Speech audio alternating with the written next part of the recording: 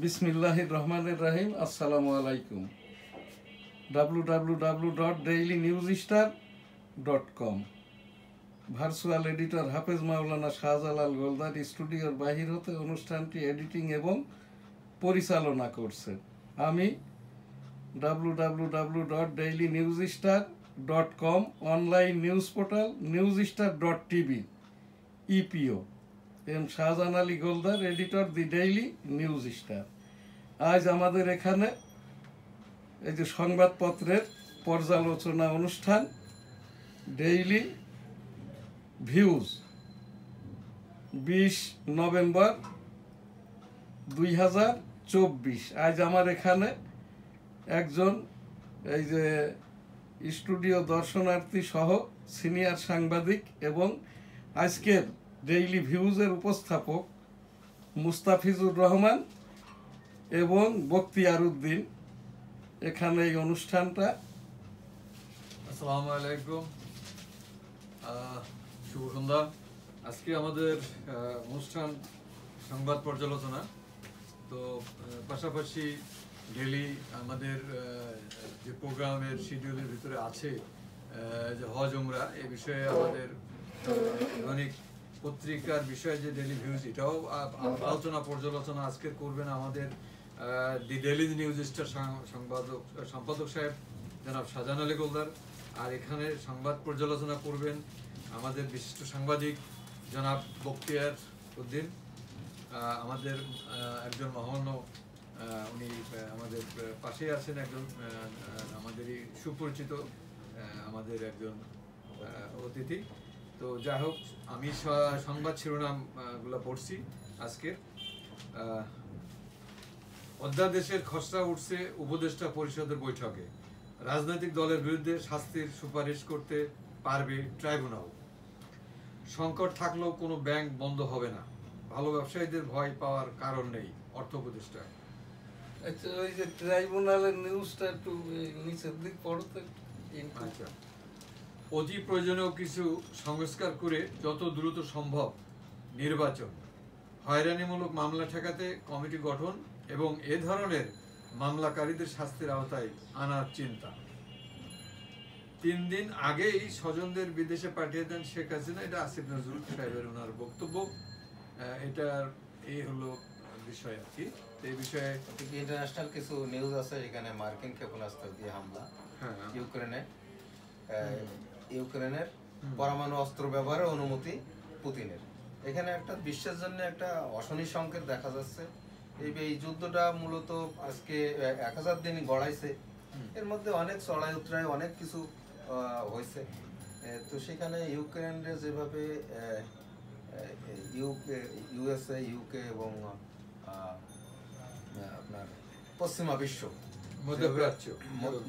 বিশ্ব যেভাবে তাদেরকে ইউক্রেনের সাপোর্ট দিচ্ছে, আর এদিকে পুতিন দেখা যাচ্ছে একাই লড়াই করছে পুরো বিশ্বের সাথে, এমনই মনে হচ্ছে।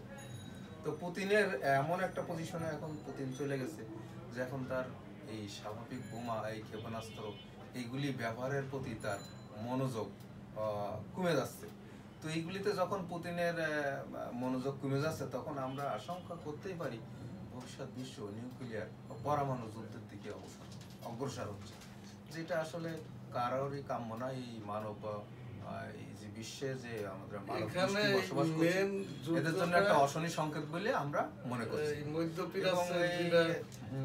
ফিলিস্তিন, লেবানন, এখন আবার ধরছে ওই ইয়েমেন।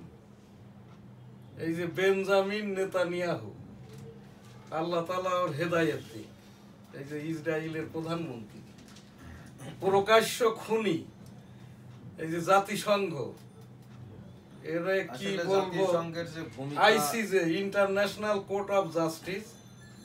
আমি 1987 সালে ইয়াসির আরাফাত মহোদয়কে দেখেছিলাম মুহূর্তের জন্য, তখন থেকেই আর কি এই ফিলিস্তিনিদের জন্য আমি এই যে ইস্তেগফার দোয়াটা করি আর এই কথাটা বলি। তখন তো ওই ইসরায়েলের প্রধানমন্ত্রী ছিল এরিয়েল শ্যারন, তারপরে অনেকগুলো প্রধানমন্ত্রী গেছে, কিন্তু এই যে মুসলিম নিধন, নারী নিধন, বাচ্চা নিধন ইসরায়েলের ওই আইন থেকে কিন্তু ওরা ন্যূনতম কোনো মানে নড়চড় করে নাই। ইহুদিদের যারা জুই ইহুদি, আসলে জুই ইহুদি বলতে যারা ওই যে মুসা আলাইহিস সালাম যখন তাবলিগে গেলেন, ছোট ভাইকে রেখে গেলেন দায়িত্বে, তখন একটা গরুর বাছুর তার ওই আসনে বসেছিল।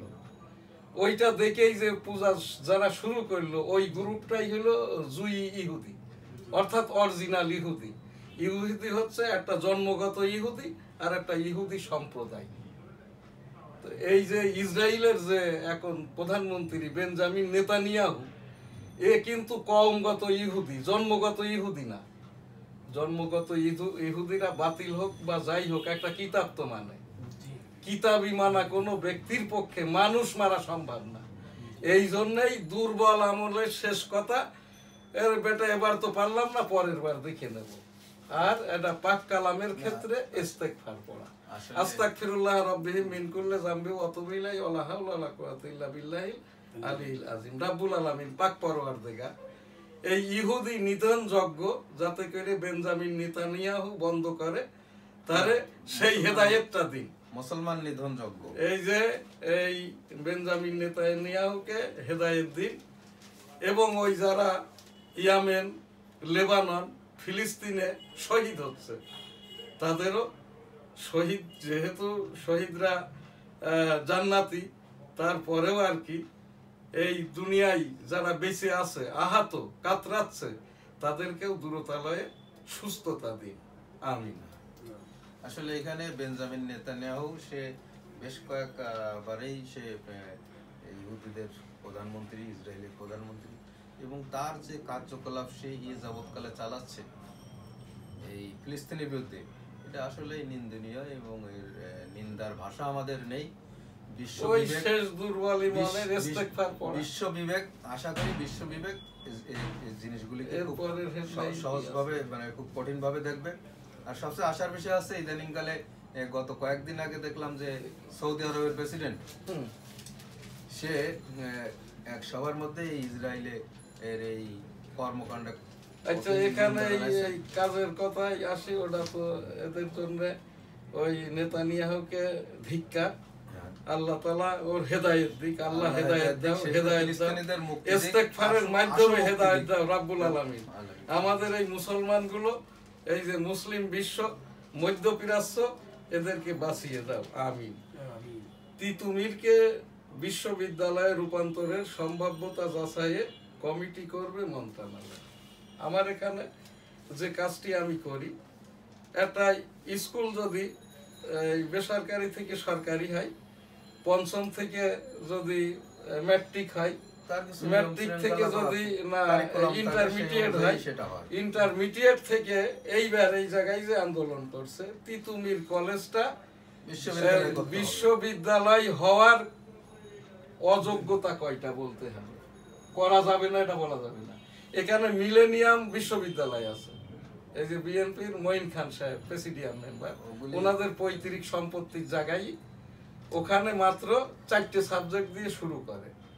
তো ওইটা এখন পরিপূর্ণ একটা বিশ্ববিদ্যালয়, আইনটা ওখানে পড়ানো হয়, ট্রিপলি পড়ানো হয়, তারপরে বিবিএ এমবিএ পড়ানো হয়। যদি নাকি না তিতুমির বিশ্ববিদ্যালয় কলেজ না, যতগুলো বিশ্ববিদ্যালয় হওয়ার মতো কলেজ আছে আর কি সরকারি, এগুলোকে এক আদেশে এক প্রজ্ঞাপনে বিশ্ববিদ্যালয় কলেজ করে দিই। আমার এই ঘোষণায় যদি ওদের আইন জানার থাকে, বুঝার থাকে, অসুবিধের থাকে, দায়িত্বটা আমাকে দিই। যাদেরকে এখানে কমিশন করা হচ্ছে, যাদেরকে দায়িত্ব দেওয়া হচ্ছে, না জানে লেখাপড়া, না পারে কথা বলতে, না জানে ইংরেজি, না জানে কোনো আইন, এদেরকে এখানটায় কেন বসানো হয়েছে, কি হয়েছে, এটা আমি এর প্রতি কোনো ইন্টারেস্টেড না। যেহেতু যে দেশের শিক্ষা ব্যবস্থা, রাস্তাঘাট, ইলেকট্রিসিটি, কমিউনিকেশন, ব্রিজ কালভার্ট যত হবে ওই দেশটা তত উন্নত। ধর্মীয় মূল্যবোধে যতগুলোই আর কি এই বিশ্বব্যাপী যে দেশের হাফেজের সংখ্যা কত, সেই দেশটার পাক কালামটা, ওই হাদিসটা, ওই দেশটা ধর্মীয় মূল্যবোধে অতটাই স্টেবল হয়ে গেল। আমাদের তো মুসলমানদের বা মুসলিম বিশ্বের সংবিধান তো পাক কালাম, পাক কালামের রক্ষক হচ্ছে কি হাফেজরা, যেটা করে গেছেন কি হযরত উসমান রাদিয়াল্লাহু তাআলা আনহু। সেটা কিভাবে স্টেবল হবে? রমজান মাসে তারাবির ভিতরে খতম তারাবিতে পাক কালাম পড়া। এইটাই তো ভাইজান নাকি?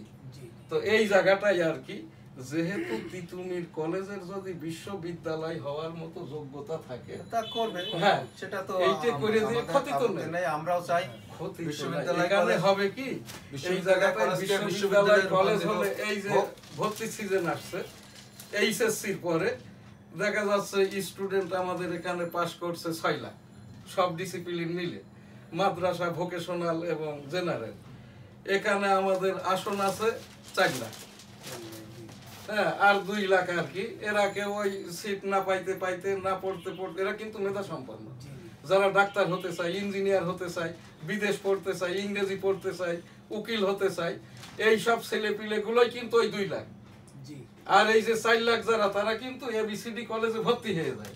এদের এই 4 লাখের ভিতরে 25% এইটা তারা কেউ কেউ হতদরিদ্র, কারো টাকা পয়সা নাই, ভালো জায়গায় যখন ভর্তি না হতে পারে, ভালো টিউশনিটাও পায় না।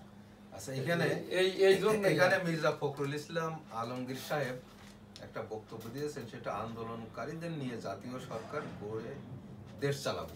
মির্জা ফখরুল ইসলাম আলমগীর সাহেব, এটার উপরে আপনি এখনই তো জাতীয় সরকারই চলছে না, এখন এখানে আমার যেটা উপস্থাপনা, এখনো উপদেষ্টা তো মাত্র হয়েছে 24 জন, এখনো বাকি আছে প্রায় এই প্রতিমন্ত্রী আর মন্ত্রী যদি ধরা হয় আরো 56 জন, মানে মন্ত্রণালয়, মন্ত্রী, প্রতিমন্ত্রী ভিত্তিক আর কি উপদেষ্টা যদি দেওয়া যায়। তো এই রকমটা করে যারাই সকল বিএনপি তো সবাই মির্জা ফখরুল ইসলাম আলমগীর না, বিএনপি সমর্থিত বিশ্ববিদ্যালয়ের ভালো ভালো শিক্ষক আছে না, মাওলানা সাহেবরা আছে না, আমাদের মতো ভাঙাচুরা যারা কিন্তু জ্ঞানে জ্ঞানী লোকজন আছে না, এদেরকে নিয়ে উপদেষ্টা পরিষদ বাড়াইলেই আর আলাদা করে জাতীয় সরকারের দরকার নাই।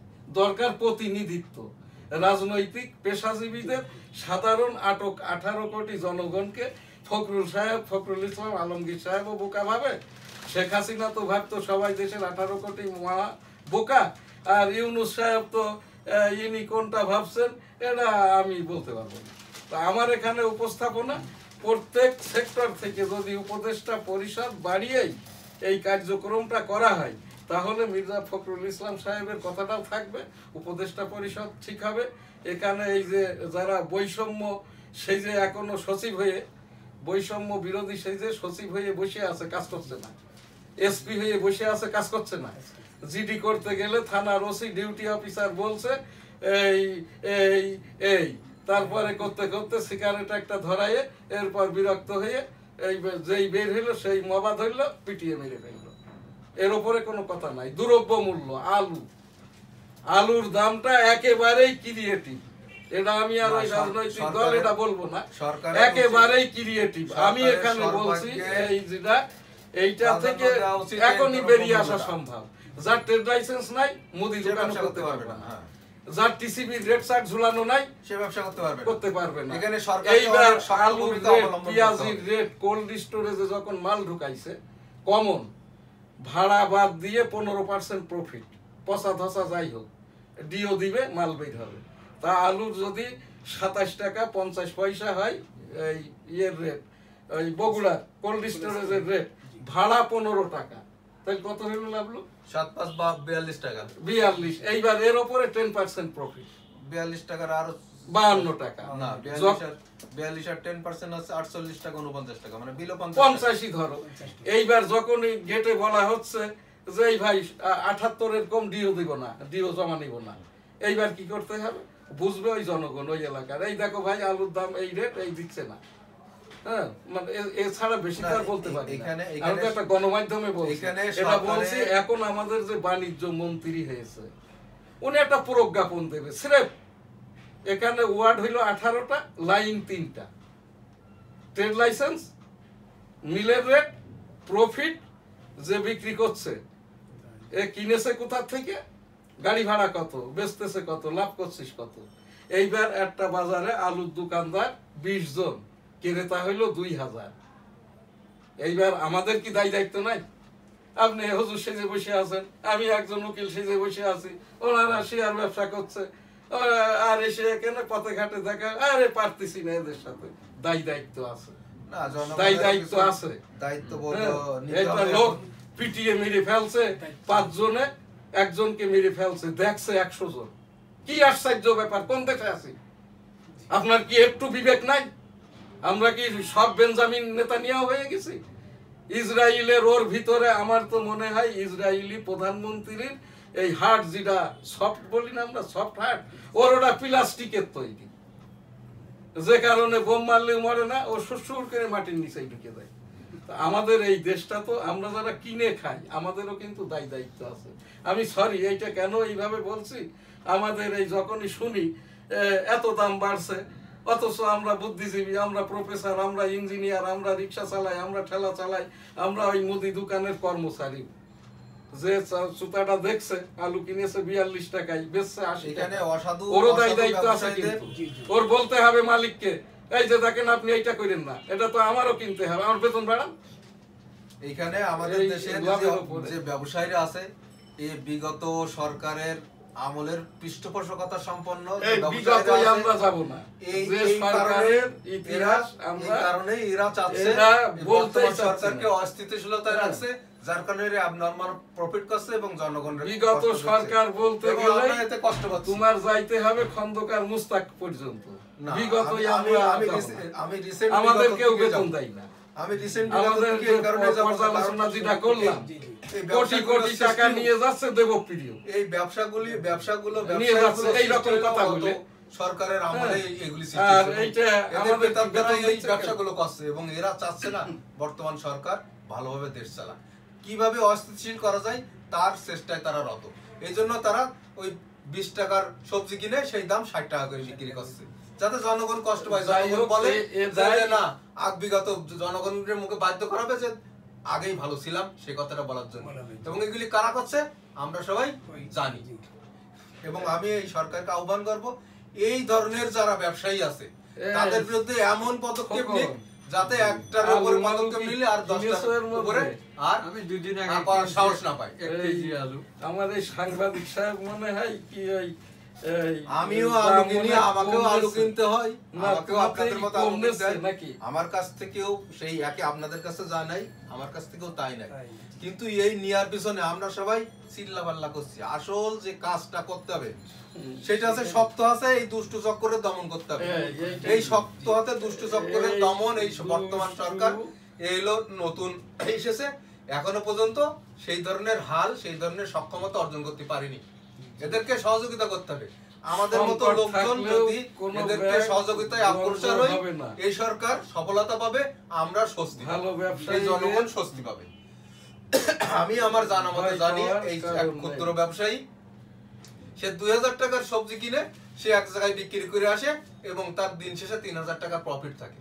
তো এই abnormal 2000 এ 3000 প্রফিট করছে, তার মানে কি? তার মানে সে ডবলের বেশি প্রফিট করছে। এই ডবলের বেশি প্রফিটের মানসিকতা থেকে এই ব্যবসায়ীদেরকে সরিয়ে আসার আহ্বান জানাচ্ছি। একটা মিনিমাম লাভ করেন, আপনিও বাঁচেন, সাধারণ জনগণের বাঁচেন। যে বেটা কোনো ব্যবসা করে না সে কি করবে? সাংবাদিক সাহেব, কিছু আমাদের খবর আছে, বলেন। দাসত্ব মুক্ত, সমতা ও ন্যায় ভিত্তিক গণতান্ত্রিক বাংলাদেশ। এইটার জন্যই তো আমরা আমি এখান থেকে যে ঘোষণাটা দিচ্ছি আর কি, গণতন্ত্রের উপরে এরশাদ তাড়ানো আন্দোলন থেকে ঐক্যবোধী আমার সংগঠন ডেমোক্রেটিক বাংলাদেশ, এখান থেকে আমি গণতন্ত্রের লেকচারটা দিই। এই ইনারা যারা এখানে বসে বসে এই শুনতেছেন বলতেছেন আর কি, কেউ যদি গণতন্ত্রটা শিখতে আসে, আমেরিকান গণতন্ত্র, রাশিয়ার যেটা কমিউনিজম হলেও তো গণতন্ত্রের একটা পার্ট আছে, গ্রেট ব্রিটেনের অলিখিত সংবিধানের গণতন্ত্র, সৌদি আরবের খলিফাতান্ত্রিক গণতন্ত্র, সৌদি আরবের সংবিধান, মদিনার সনদ, আর হচ্ছে হযরত আবু বকর, উসমান, আলী রাদিয়াল্লাহু তাআলা ওই খলিফাতান্ত্রিক যে দেশ চালাইতো, রাত্রিবেলা ঘুরে ঘুরে মানুষের খাবার দাবার পৌঁছাইতো, এইটাকে বলে খলিফাতান্ত্রিক ক্যালিফ ডেমোক্রেসি, খলিফাতান্ত্রিক গণতন্ত্র। তো এই জায়গায় এখানে আমরা যারাই আছি, আমরা আমার এই সাংবাদিক মহোদয়দের নিয়েও আমি গণতান্ত্রিক ক্লাসটা করি। যদি এখান থেকে এই যে নতুন রাজনৈতিক দলগুলো হচ্ছে, ছাত্ররা যে দল রাজনৈতিক দল করেছে, নূর যে রাজনৈতিক দল করেছে, নূর তো ইহুদিদের দালাল, তারপরে এটা আমরা বলবো না ওইভাবে এরপরে হচ্ছে তোমার এইটা আমি বলছি না, এইটা আমি বলছি না, এইটা সাংবাদিকরাই বলছে, সাংবাদিকদের কথাটাই আমি বললাম। ওই যে সে হচ্ছে তোমার এইটা ওই শুনি না, পরে বলে দিবানি। এখানে হচ্ছে তাদের যদি যেহেতু গণতান্ত্রিক দল গঠন করেছে, তা এই গণতন্ত্রটা যদি তাদের দলের কারোর মনে হয় আর কি, এখানে এসে মিলে ঝিলে আমরা একটু আলোচনামূলক টকশো বা লেকচার ক্লাস যদি করি, তাদের থেকেও জানার আছে, আমারও জানার আছে। আর ইসলামিক মূল্যবোধের ওপরে যে কথাগুলো আর কি, এই কথার জায়গায় কে বলেছে না বলেছে, সুদটা শুনলে আমারও গুনাহ হবে আমি যদি হজম করি। কেন, কোন কারণে আমি সুদ হজম করব? এইটা তো করব না। আমি এই এনজিও ব্যবসা কি খারাপ? 81 সাল থেকে এনজিও ব্যবসা করতাম। যখনই শুনেছি যে সুদের পাপের ইকুইভ্যালেন্ট হলো নিশ্চিত জান্নাতি ব্যক্তিটা নিশ্চিত জাহান্নাম হবে, আমি ব্যবসাটা ছেড়ে দিয়েছি। তো এই জায়গাটাই আমাদের অত যুক্তি তর্কে যাওয়ার দরকার নাই, গণতন্ত্রের চর্চা করি, লেকচার দেই, মাঝে মাঝে গবেষণা করি, কারোর যদি জানার বুঝার থাকে বা আমারও যদি জানার থাকে, আমি এদের যাবো কই কার কাছে। এখন আমাদের দেশের গণতন্ত্র আনতে গেলে আমাদের দেশের গণতন্ত্রের যে প্রাতিষ্ঠানিক রূপ আছে, যে সেইগুলিকে ঢেলে সাজাতে হবে। সেইগুলি ঢেলে সাজানোর পরে আমরা সঠিক গণতন্ত্র পাবো। এই মুহূর্তে আমরা গণতন্ত্রের ভিতরে আরো 19 কোটি ছিলাম না, ডিম আমদানির অনুমতি, 19 কোটি মানে 18 কোটি লোক, একটা খেয়ে ফেললাম, শেষ হয়ে গেল। আবার আনতে হবে না। এখানে আপনি যেটা বললেন, এটা তো শুধু 19 কোটি, শুধু আমরা ইম্পোর্টেড ডিমই খাবো বিষয়টা তেমন না। আমাদের দেশে যে প্রোডাকশন আছে ডিমের, এখানে যদি 19 কোটি যোগ হয়, তাহলে আমাদের বাজারে যে সংকট আছে সেই সংকট কিছুটা দূর হবে এবং কিছুটা স্বস্তি আসবে। সেই উদ্দেশ্যেই 19 কোটি এই ডিমের আমদানির আমাদের সময় আর নাই। আমার এই যে আমাদের মাওলানা আব্দুল আজিজ, উনি ঝিনাইদহ থেকে এসেছেন আমার এই স্টুডিওতে, এখানটাই আর কি আমার বর্তমান। আপনি তো ঝিনাইদহতে ঢাকা আসলেন গতকাল বা আজ আর কি।